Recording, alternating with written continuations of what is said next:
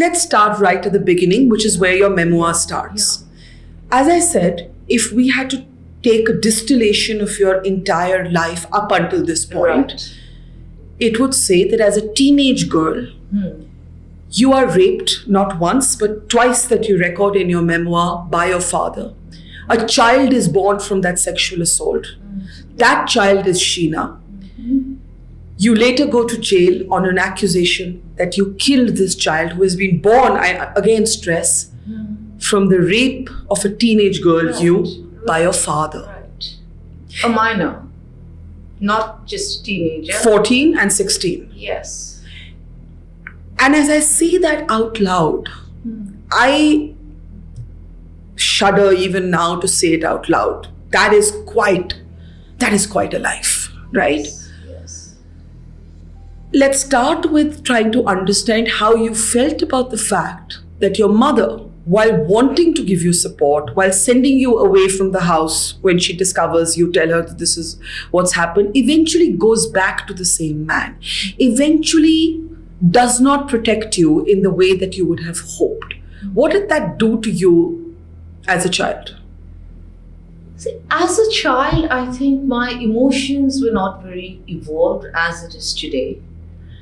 But today, my purpose of bringing all of this out and writing about it so candidly and so openly, like you said, it is almost very clinical. It is also very cold in a way. Yeah. Okay, because it's not easy to talk about it, even today.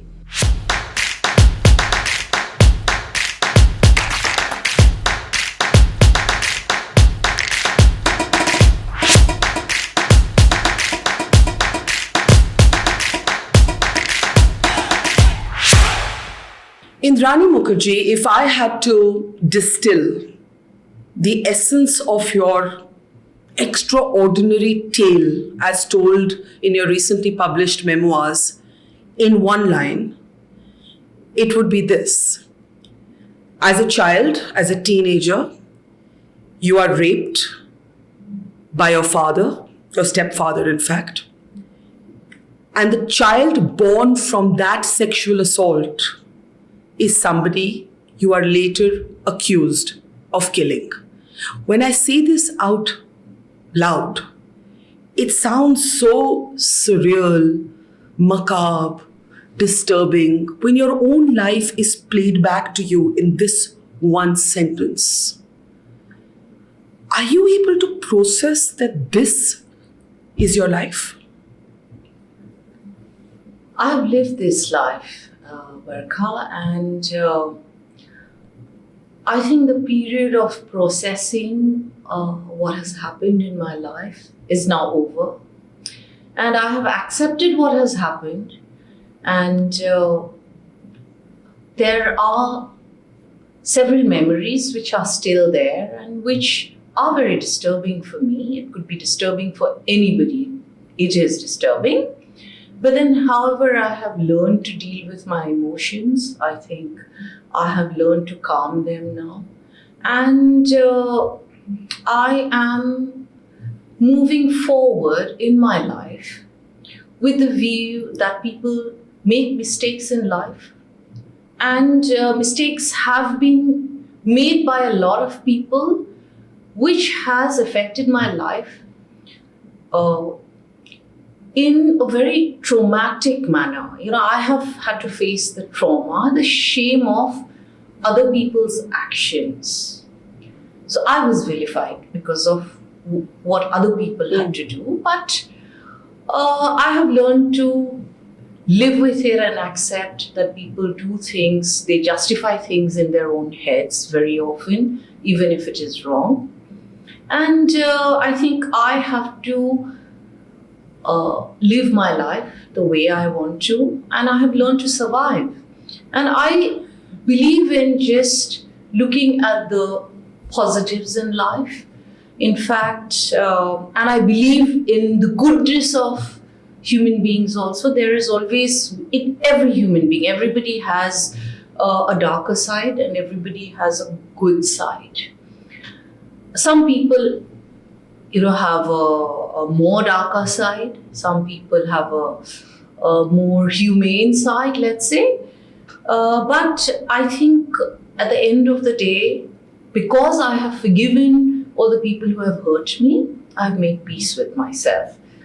And I look forward in life to a journey which I think is going to be very fulfilling and enriching for myself.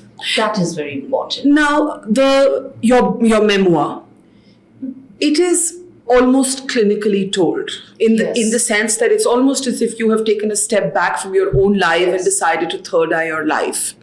And before we get to what you'll do next, what you're planning, legally, all of that, I want to actually take you back to the beginning, which is where your book starts. Right. And you talk about being a teenage girl who's sexually assaulted, raped by her father. If you want to be technical, I should say stepfather.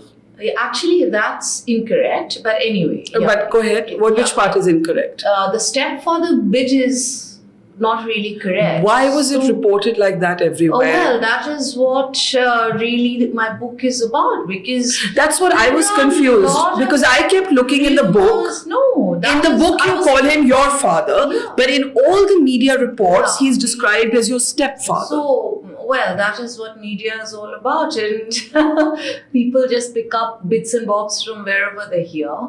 But anyway. Yeah, so I'm glad you've corrected me, because when I was researching for this conversation, I was actually confused, because the book says, effectively, my father raped me. Yeah. And every single newspaper article calls that man your stepfather. Yeah. You're saying he was your own biological father. That is my understanding. Yes. What do you mean that is my understanding? No, that is what I have always known. So it was only after I went to prison, this entire stepfather thing came out.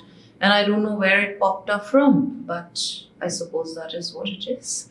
Because people came out, and people who didn't know me, people who knew me came out and gave a whole bunch of stories, and there was a frenzy, all over. The day I was arrested, people who I have never met in my life came out and gave interviews like they were my best buddies, and now suddenly they decided this is this bad woman who we must talk about because we know all her dirty secrets and all her dark secrets, and I've never even met a lot of people. So let's, with that correction, Yeah. let's start right at the beginning, which is where your memoir starts. As I said, if we had to take a distillation of your entire life up until this point, it would say that as a teenage girl, you are raped not once, but twice that you record in your memoir by your father. A child is born from that sexual assault. That child is Sheena. You later go to jail on an accusation that you killed this child who has been born, again stress, from the rape of a teenage girl, by your father. Right. A minor, not just a teenager. 14 and 16. Yes. And as I say that out loud, I shudder even now to say it out loud. That is quite a life, right? Yes. Let's start with trying to understand how you felt about the fact that your mother, while wanting to give you support, while sending you away from the house when she discovers you tell her that this is what's happened, eventually goes back to the same man. Eventually does not protect you in the way that you would have hoped. What did that do to you as a child? See, as a child, I think my emotions were not very evolved as it is today. But today, my purpose of bringing all of this out and writing about it so candidly and so openly, like you said, it is almost very clinical. It is also very cold in a way, because it's not easy to talk about it, even today. But the reason I've chosen to do that is because not just back then, even despite having a lot of legal provisions for protection of child abuse, I don't think families really come out with, even when they know there is child abuse going on, within closed doors, I don't think adults, whether it's parents, uncles, aunts, they really are very outgoing or brave enough to report it, because there is a whole act now, and I've learned about all this when I was in prison, obviously. So I think it is very important for people to have the courage to come on and... Did you feel betrayed by your mother? At that point, yes. But Later? as they aged, no, that is where I'm coming to. As they aged, and when I realized that they needed me, I think I did not want to be like them. Because when I needed my mother, she was not around. But when they reached out to me, I felt that it was important for me not to be at least a good human being, which is why I went out of my way to provide whatever support I could give them, whether it is financial, whether it is emotional. It was not easy. That makeup was not easy.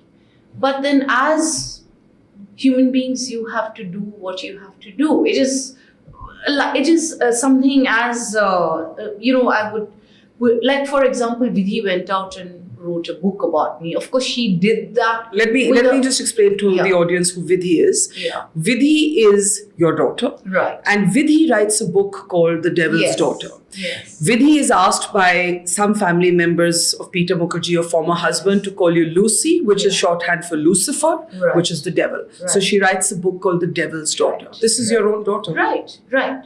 So she did that, obviously, with a lot of, I think there was a lot of instigation behind that. I think her book was a bit different. But at the same time, the moment she reached out to me, and she reached out to me with incidents that happened, which I have elaborated in the book.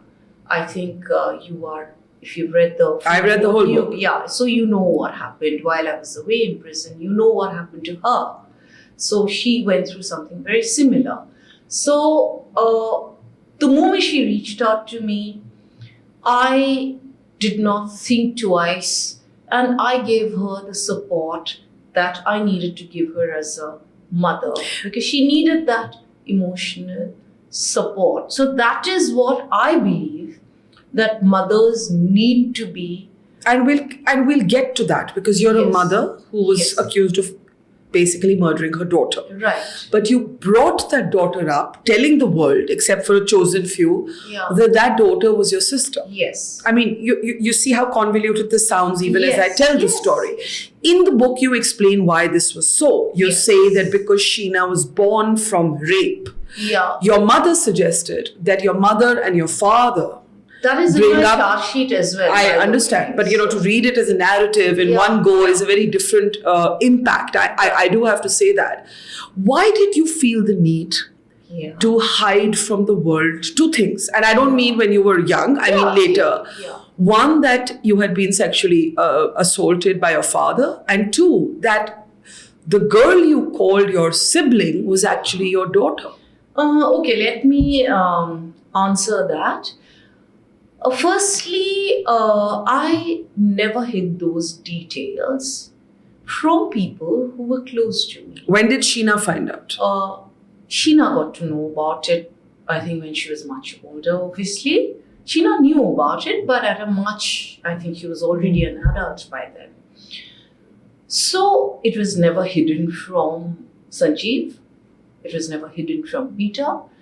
So I think people who matter to me, I had never felt the need to hide it from them. These were the two men you married and divorced. Yeah, of course. I think they are important to me. Vidhi was a child, so it was not important at that. Not important, I would have told her at the appropriate time.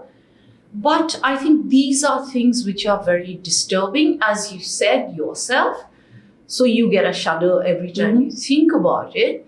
And people tend to forget that all these things happened when I was a minor, and I was not in control of circumstances and situations. Decisions were taken for me. I was neither financially or economically sound to take those decisions. I couldn't pick up Sheena and just say, okay, I have 5,000 rupees in my account. I was still a student. I couldn't do that. That was one. And secondly, I think because their life was so settled, as on record they were, my parents' kids, and that is how it remained, because that is what they also chose. So decisions are not just taken by one person. So it is not about me hiding. It is not about hiding. It is, for example, when Sheena worked with Reliance, and this came out in court. So there were so many, rumors about, how grieved she was about the fact that I was kind of not on record, her mother, or I chose. These are rumors. Sheena never said any of it to anybody. I had a perfectly fine relationship with Sheena as long as she stayed with me. How did she find out? How did she find out that she was your daughter? I will come to that. Let me just complete this part. So when this is only in court, I realized all of this, that when she had filled up the Reliance forms in, for family. So she was 23 years old and she had voluntarily filled up as a child of, Upendra Kumar Bora and Durgarani Bora, and she nominated my mother to be just, they have this whole insurance thing and all of that. So, and the HR head of Reliance actually came and deposed in court, and he said that she had at no point ever told us that Indrani Mukerjea is a mother, because this was a question. But did she know at that stage? Yeah, of course. She knew. Yeah. She knew by the time she was. Did you tell 15, her, or did someone else tell her? No, I know that by the time she was about 14, one of my cousins had spoken to her. But did she know that you had been raped? No, at that point, no, but she got to know about it much later from one of my uncles. So this was later, I think just before she disappeared. So this was around 2011, which is when she touched base with me. And this is, though it's not exactly mentioned in an email, there is an email that I had received and where she kind of says that I am really sorry. I found out now that what really happened, I got to know, and I'm really, really sorry for not having been in touch with you. And that is when she reconnected, because she had gone to Guwahati and one of our family people had spoken to her and said that this is what actually happened. And obviously she was very sad about it, very, very sad. And she had spoken about this to Rahul. I'm aware of it. Rahul is Peter Mukerjea's son and the man she is dating. She's dating, correct. So she did speak to him, because she very categorically told me about this when she met me after that, or even on phone calls, that I've shared this with Rahul. And but all these things, never really came out. Even the Mukherjee family chose not to talk about this because it didn't work in, I suppose, their favor. So now you have said, yeah, and there's a lot to ask, but let's start with your claim that your daughter, who you are accused of killing, is actually alive. I haven't claimed. There are people who have who say they have met, or seen her.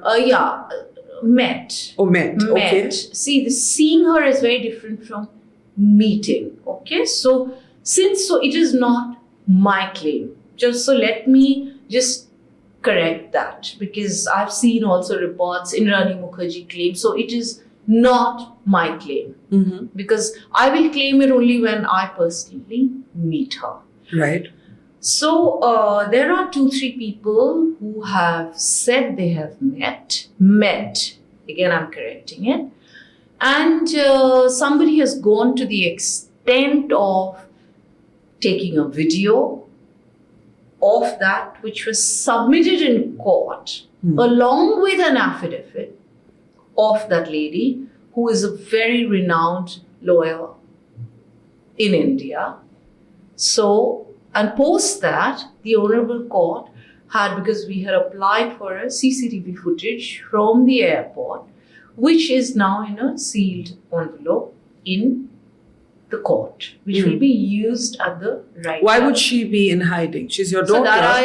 So that is what really baffles me, honestly, because I cannot for the life of me figure out that despite knowing that I have been in prison for 6.5 years and I've gone through a lot of grief in the process, why would she choose to really not come out in the open? However, Barkha, I must also add to it, which I think in the previous interview with you, Sana had already explained. And now it has come on record, because in the previous interview, Rahul Mukherjee was still not, had still not deposed. Now it has come on record that there were, a series of text messages which were exchanged in between Rahul Mukherjee and Sheena in the month of September 2012, which is well after The body, the police says they found the body. Yeah, so after the alleged, murder, that has come on record, which is why I believe that the Honorable Court was very quick in allowing the application to retrieve the CCTV footage. Because immediately there was absolutely no kind of... and the moment the Honorable Judge saw the footage on her phone, I don't know if it's a standard procedure or what it is, I don't know, but they said, no, we cannot. But you do know that Rakesh Maria, the top cop whom you also write about in your book, he said at one point to the press that your former husband, not Peter but Sanjeev, had actually confessed to his role in this murder. He said a lot of things, so there must He being Rakesh Maria? Yeah, Rakesh Maria said a lot of things, but there must also be a reason why, I think the authorities felt that he was not capable of continuing with the investigation. There must be a reason, which is why he was removed from the investigation. That is what I feel. And it also appears that, which I have mentioned in my book, that what he has written in his book is contradicts even my charge sheet. So, Barkha, each of these Rakesh Maria story or my charge sheet, these are all speculative theories and allegations. So I have learned one thing in life now after spending so much time, that everything works, and I only believe in evidence. Yeah. So there is, again, the entire evidence is just so ridiculous. So let me say this. Obviously, the court will determine guilt and innocence. As a journalist, I can only ask the questions. Yeah. What leaps out in the book is how you actually repeat all the terrible things that were said about you. You do a chronicle. Yes. You quote Tavleen Singh, for example, saying that she thought you were one of the coldest, right?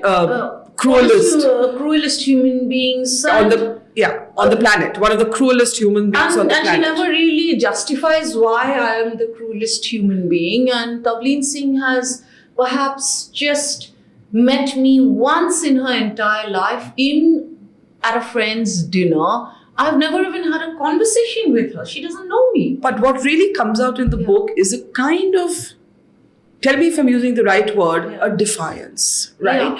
I find the narrative filled with defiance against other people's judgments of you, whether it comes to personal morality, which you feel you've been judged with, the affairs you had, the relationships you had, the men you married and divorced, whether it comes to your ambition, which is something you say the charge sheet talks about, or whether it comes to a lot of people judging you because they thought you were a terrible mother. Right? Let's start with the last. Yeah.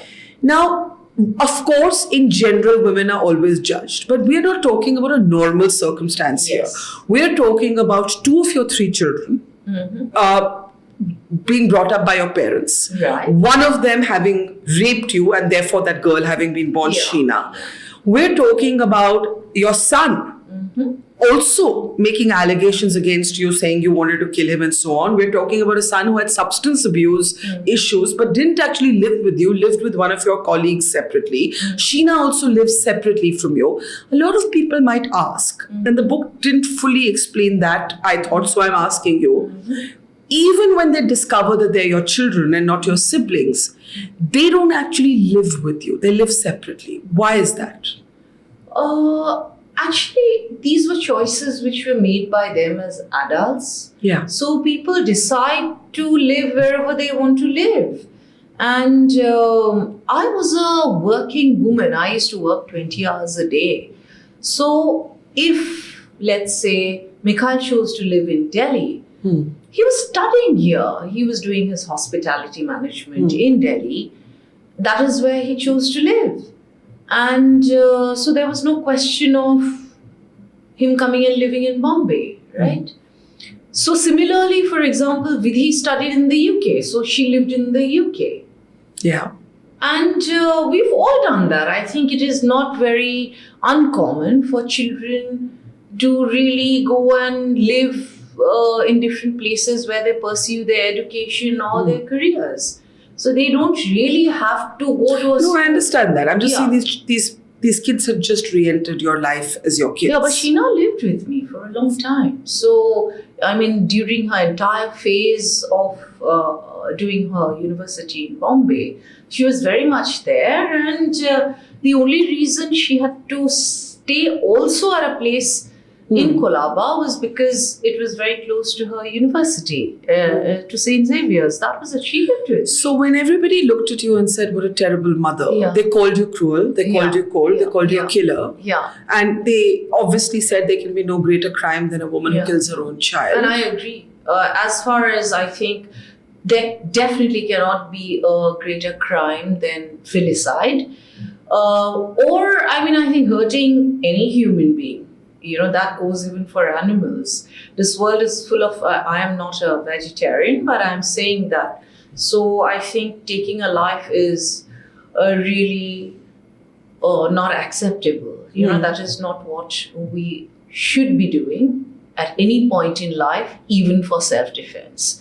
So that is a story apart.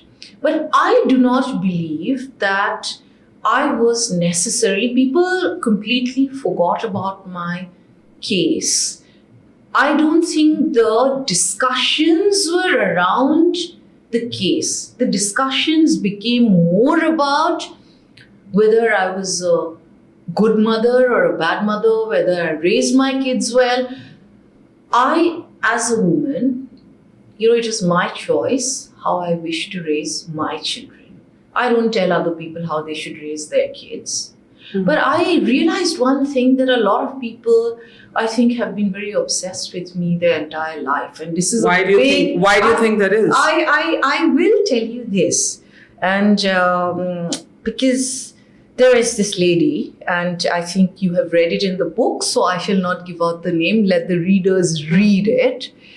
So she's even gone on record in a CBI statement. When the CBI asked her, she's from the television industry, at least she was, now she's long past and gone, but she was asked which was the first organization you worked for.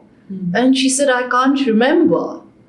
But she seemed to have remembered a message apparently that I sent to her in 2002. I don't remember sending her any message because, but anyway, maybe I have.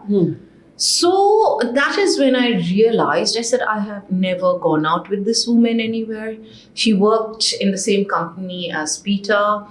And I think she came to my wedding. I think she did, yeah. And that was out of the many guests that we invited. And that was the only thing that I ever had with her.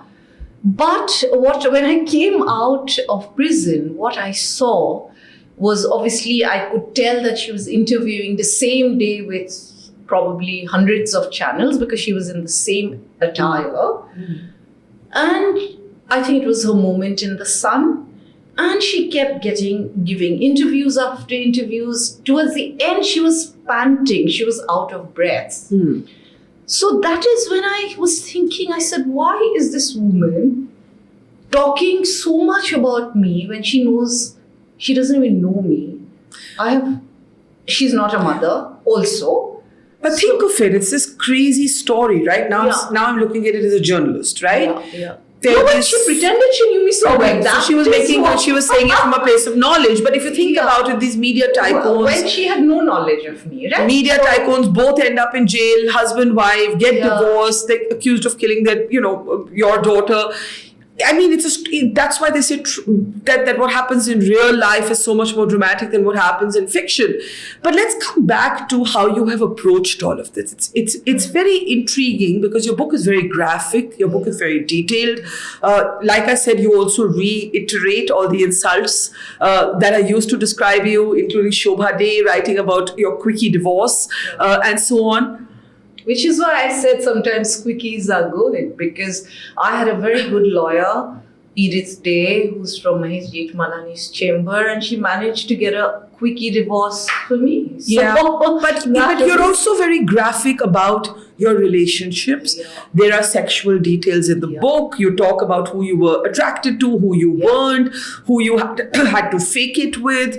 And you talk quite graphically about Peter Mukerjea in the very beginning of your relationship, Yeah. commenting on the size of your breasts. Yeah. Now, this is not something I would typically ask in an interview, but Yes. it's in there in your Yes. book. Yeah. And I think it's very important to understand. And you retort back and you comment on the size of his penis. Yeah. That's your hit back. Yeah. The reason I bring this up is to understand why you felt the need to give your reader this level of detail. Okay. Now, there was a comment you had made just a little while ago. Defiance. The Defiance, yes. So this book, see, for 6 years and 8 months, I was obviously not in a position to speak. I had the choice to convey whatever I needed to convey through my lawyers or through other people. But I chose not to do that because I think it has to come from the horse's mouth. It was very important to do that. Right? So I waited for the right time and for my time. There is always a time to speak. So once I came out of prison, because I wrote this entire book in prison and it is all handwritten. Notes. It is, the entire manuscript is handwritten. So I spent a lot of kind of my canteen, because we had a limit of $4,000 every month that we could get from outside. So I would just buy paper and I'd buy notebooks and pens and whiteners. So I wrote it in the traditional ink to paper kind of way. So I actually wrote a book. And so for me, it was like eat ka jawab kalam se. It is that. So for me, this book is a response. It is not a reaction. If it was a reaction, I would have reacted a long time ago. Neither is it a defiance. It is a response. And for me, it is very important. People went out and said a lot of things about me, including members of the Mukherjee family who went around giving interviews about me. And I was told, and I have seen several interviews. So it was, I think, the family initially who went around talking about things. That is where the media went into a frenzy, right? So, I mean, I'm not saying what happened was right or wrong, or it's their choice. But it is my time. This is my way of dealing with the grief that I went through. At one point, I went through all sorts of emotions. I was enraged, I was sad, I was grieving. So I went through all these things. Then I made peace with myself. So I do not think that I have... I'm also not the kind of person who would, because again, I don't want to name, but I have had partners, and I would not say this of Sanjeev because he is not like that. But men can get very graphic also about not just about, what their partner's body looks like, also about women they look at, the size of whatever their bodies and parts of their bodies are, even when they're watching, when they're looking, even a woman, they don't know. So I think it is very important. So it is just a message out, it is not just people who I mentioned. Okay, it is also about just the fact that the way men don't like being described in detail, so you better not comment about the size of, women's ... Yeah. Okay, so it is very incorrect. And why I think people make a huge, this thing about hue and cry about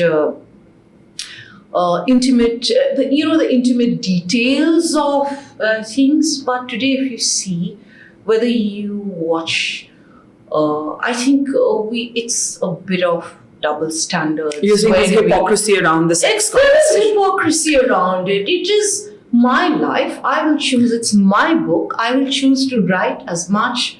I mean, am I really ashamed to say that I had sex with my husband? Absolutely not.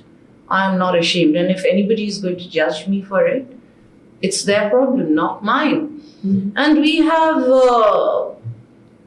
movies all over the world which are where they... Yeah, I'm only trying to understand why, was it Defiance that made you put that story in the book? No, it is not Defiance. It is who I am. It is as simple. No, I don't mean about sex, but this particular exchange where the size of your breast is commented on by a man you've just started seeing. Yeah, it was my first night with him. So he had first night with him, and he had no business to comment on my body. So why should you commented on his? Yeah, I commented on his.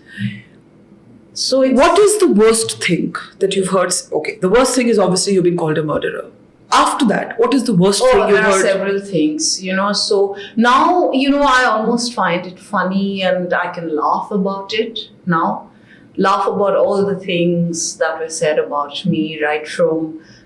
people have said this is like weird, that, and again, I heard it's come out from the family that I do black magic, and I wish I could do black magic. I wouldn't have stayed in prison for 6 years, 8 months. I'm sure I would have been out a long time ago. Mm-hmm. So, but there were all sorts of things. People were also writing about the color of your hair. Yeah. Oh, that is the sensational topic. Because everybody remembered those very dramatic images when you would do your court appearances and your hair was all grey. Yeah. And then there was a lot of comment on, why you felt the need to dye it. I mean, I'm just bringing this up because this is the level of detail. I am very glad you're bringing it. Because I remember all the commentary. Yeah. On why the hair dye is, the hair dye at the center of it. Is there a story there? Is there a story in the going grey and then coming back to dyeing your hair? Okay, I'll just, cut short. So I think, and the funny part is all these anchors who commented on it, they are all in their 50s and You think they're all dyeing their hair? No, they are evergreen. You see people in their 70s, people in their 50s and 60s, just do not have a single grey hair except for Indrani Mukerjea. Mm-hmm.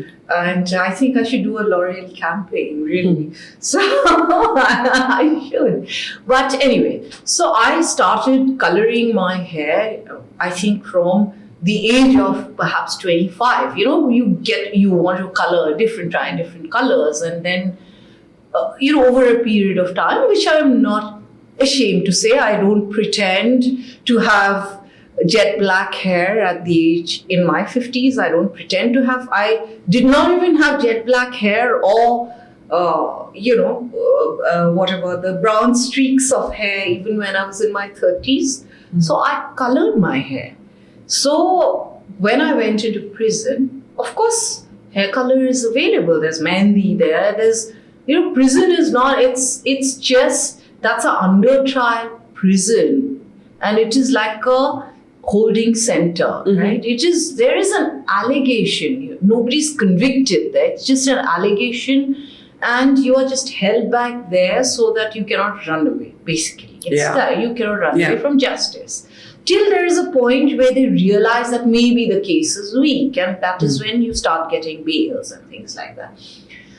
So there was a lot of people who continue to tell me that, listen, I think you just feel good about yourself. So initially, coloring my hair was not my priority. Obviously. I was dealing with, because at that point in time, I genuinely believed that Sheena was not alive.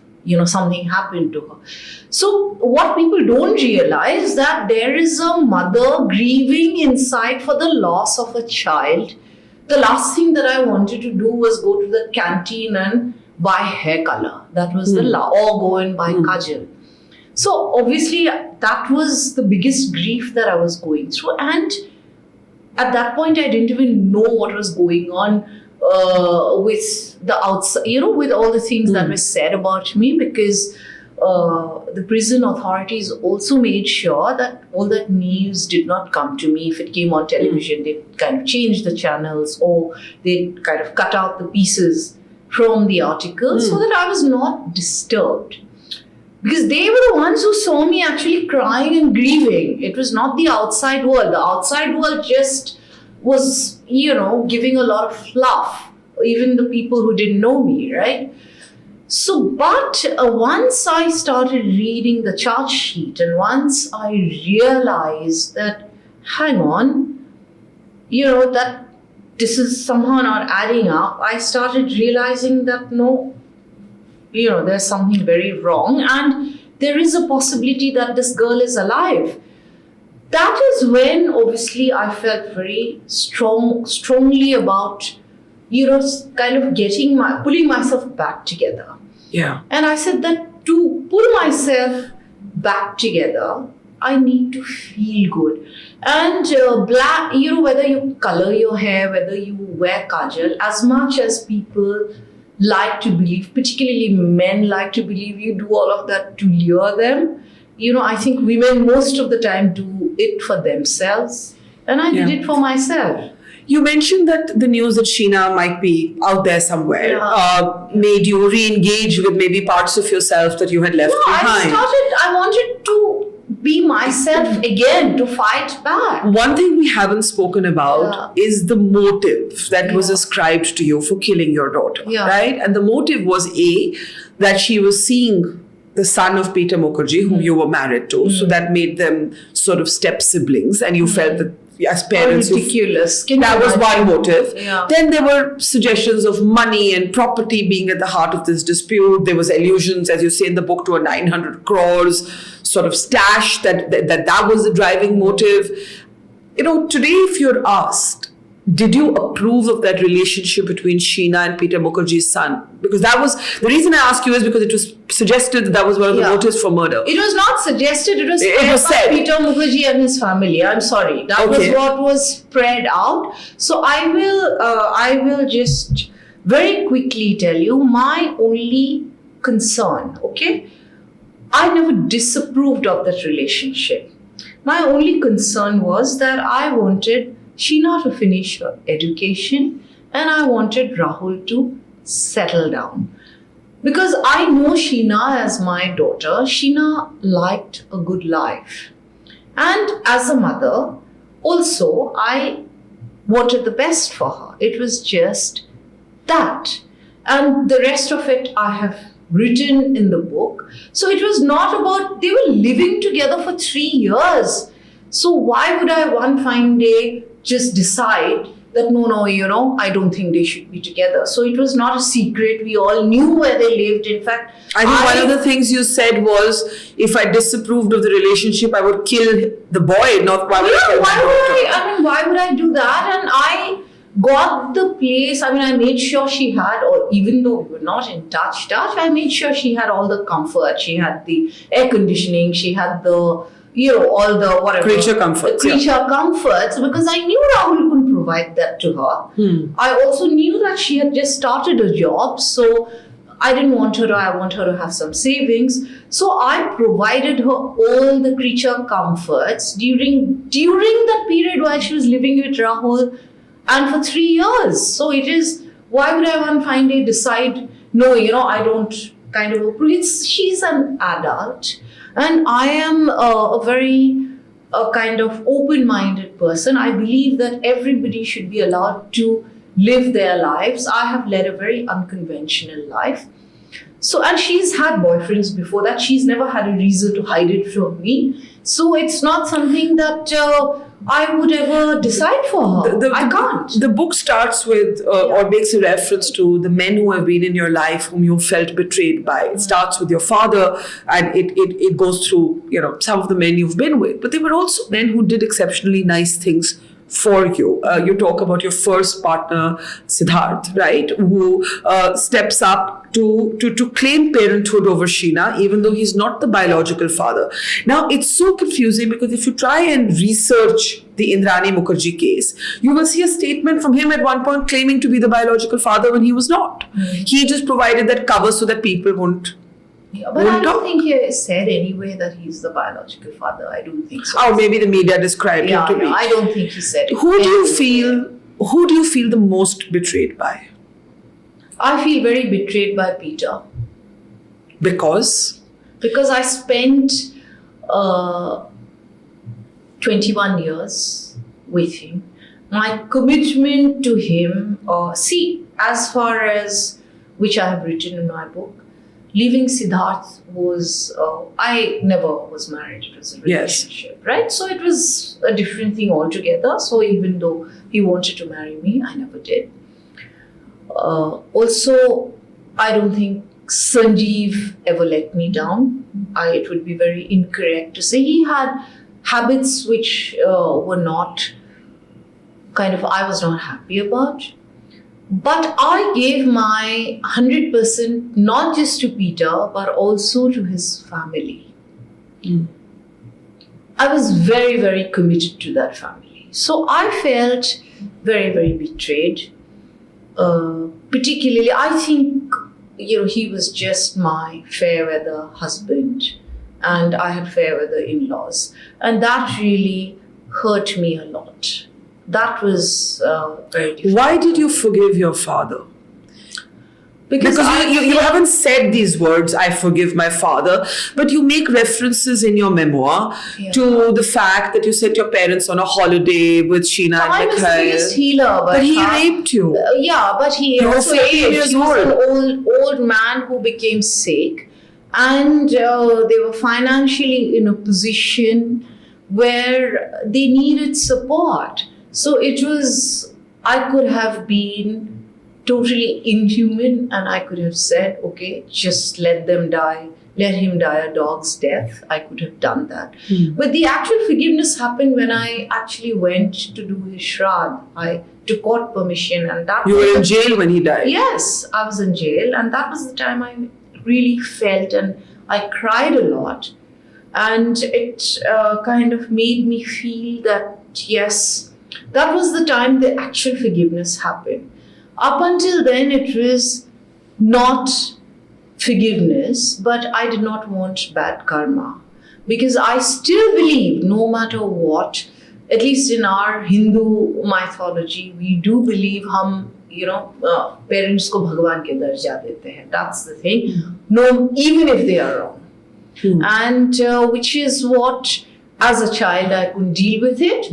But as an adult, my approach to this entire thing was very different. That despite all the challenges in life that I faced, I still stood my ground and I still remained a strong person and very, very unbroken, right? Which is why Which is what the book is called. Yeah, which is why it's called. And there must be something also good, a lot of good things that I must have done in life, which is why I'm sitting here today with you. Let's talk a little bit about the professional aspect to your life, right? You have come from a place of unapologetic ambition. You are self-made. You come to Calcutta with 5,000 rupees in your pocket. You start working with diners, club, and so on. And you build your way to starting a company, which is a headhunting firm, a recruitment firm. Eventually, you and Peter start a media network. And like many things that collapse in your life, that collapses too. One of the things that you do is write a letter at some point to Arun Jaitley to talk about how the former Home and Finance Minister's son, there was a quid pro quo with him and money changed hands.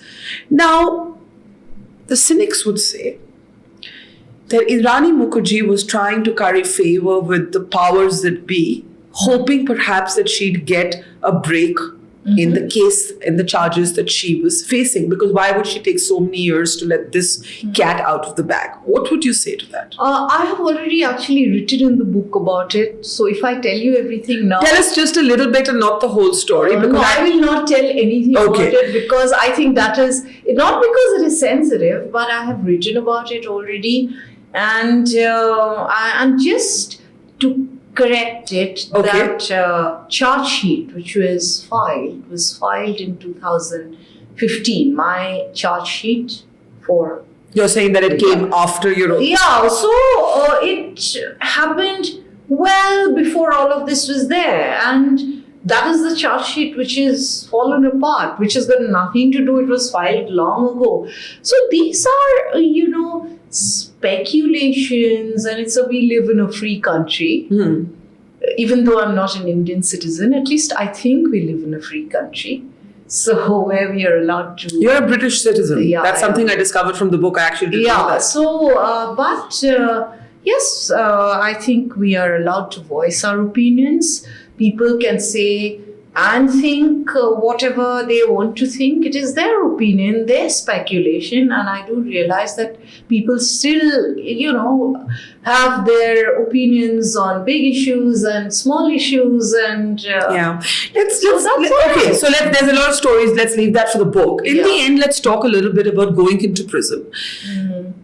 You go as a sort of high-profile media tycoon into prison and learn a different part of life, right? You haven't always come from wealth, so you know that life, but you always had a comfortable life, and now you're in prison. Very comfortable life. And now you're in jail. Now you're in jail, and you're seeing all of these other women who are under trials.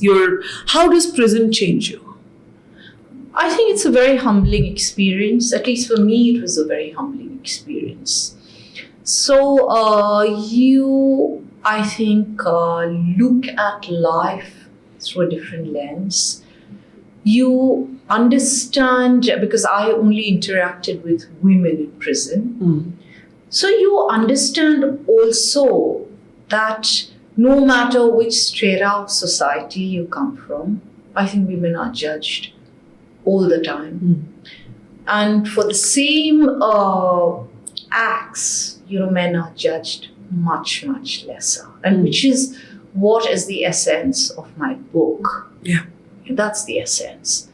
So I think, but women also, what I have realized, that I think women are overall also much stronger than men. That is the other thing I have also realized. And they know how to survive. Women are overall, I think, also survivors. And which is why we see so many rape survivors.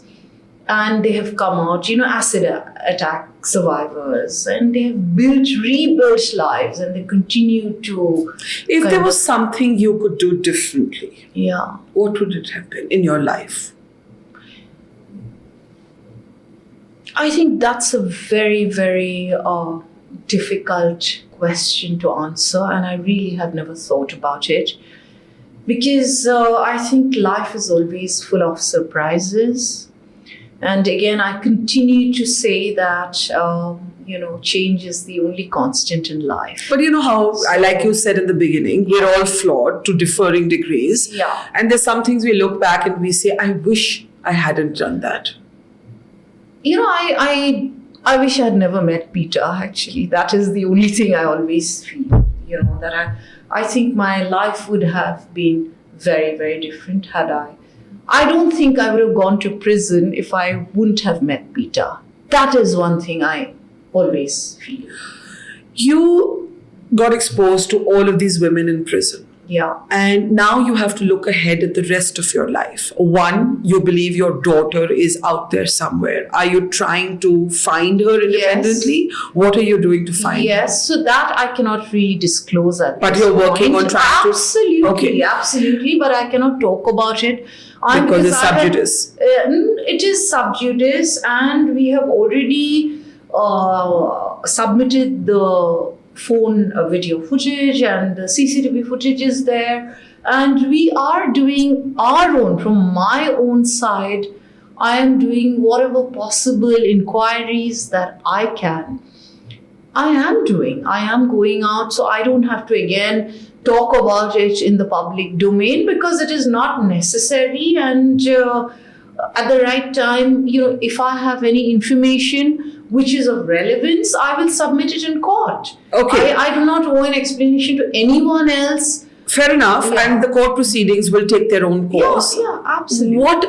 I know that you have decided to work with under trials, women in particular. Yes. So speak to that.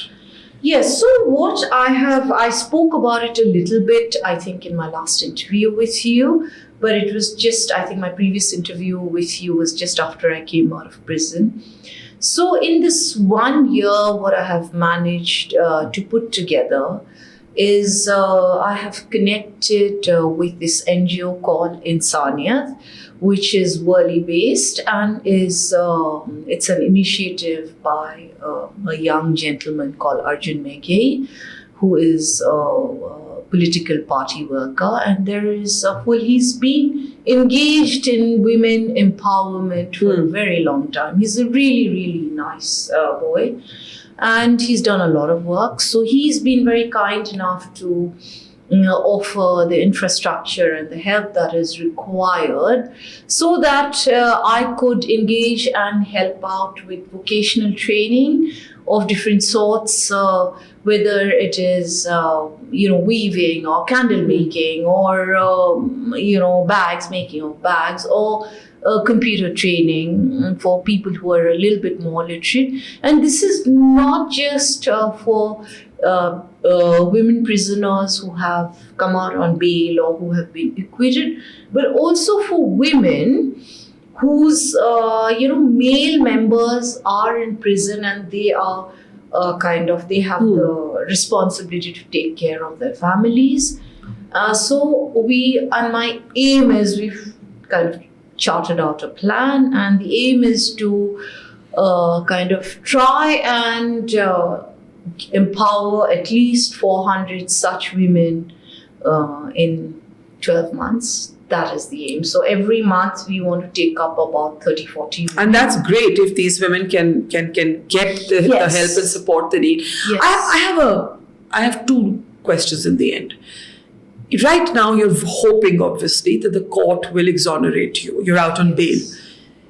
If you are not found innocent, if you have to go back to jail, are you mentally prepared for that possibility as well? I will take each day as it comes. So at this point in time, the kind of evidence that has come on record, because the first thing in a murder case is there has to be very sound forensic reports. The forensics have fallen apart, because the DNA expert has already come and said that, he changed the data in his own handwriting, and then there was a post-mortem report which said, so there is no DNA report, technically. It's fudged. Then the second thing that happened is the post-mortem report, the doctor who conducted the post-mortem of a skeleton, found in Raigarh, said he had, and that's in the post-mortem report, no brain matter. So he explained the process, saying that I took a circular saw and made a circular cut. I cut open the skull, and then I checked, there was no brain matter. So I opened the skull cap, and the prosecution came and produced an intact full skull. So the day that happened, which was when I was still inside prison, So it is just not possible. So I personally do not believe, okay, a conviction is possible. It is not possible because the first basis of a conviction is the forensics. So when you cannot even prove a conviction, a murder, then the rest is all kind of, it's all meaningless. Let's leave the last word of that to the court. Yeah, of course. But and I also do believe, Barkha, that I, despite the fact that yes, I had to spend a lot of time in prison for a crime I believe that has never happened. Okay, I do believe in the justice system, and I do believe that ultimately truth and justice will prevail. And the truth has to come out. It will come out. Okay, let me ask you this in the end. Yeah. There have been many words said about you, many things said about you. If you had to describe yourself, if you had to pick a word or 5 words to describe yourself, how do you see yourself? Well, if I describe myself, I think I will be called very pompous after that. So that's fine. That would be very mild compared to the things you've been called. Yeah. So go ahead. How would you describe yourself? I think I am the one word that I can describe myself is Unbroken, which is the title of my book. And I think I will continue to remain unbroken no matter what the world has to do. People may try to bend me, but they cannot break me. So that is my last message to everybody. Indrani Mukerjea, thank you for talking to us. Your book, Unbroken, is now out in bookstores everywhere, and irrespective of what people think of you, which side they take, what impressions they carry, it is a compelling read of a very, very dramatic life. Thank you so much for talking to us. Thank you. Did you like reading the book? I did, and I was saying to you before the conversation started that I actually found it incredible that what I was reading was so disturbing, but it's also a very easy book to read. I finished it in one setting. I was familiar, of course, with being a journalist, with a lot of the context in it, but I think people will feel many things when they read this book. So I do think that people should read it. Thank you so much for talking to us. Thank you, Barkha. Thank you. Thank you.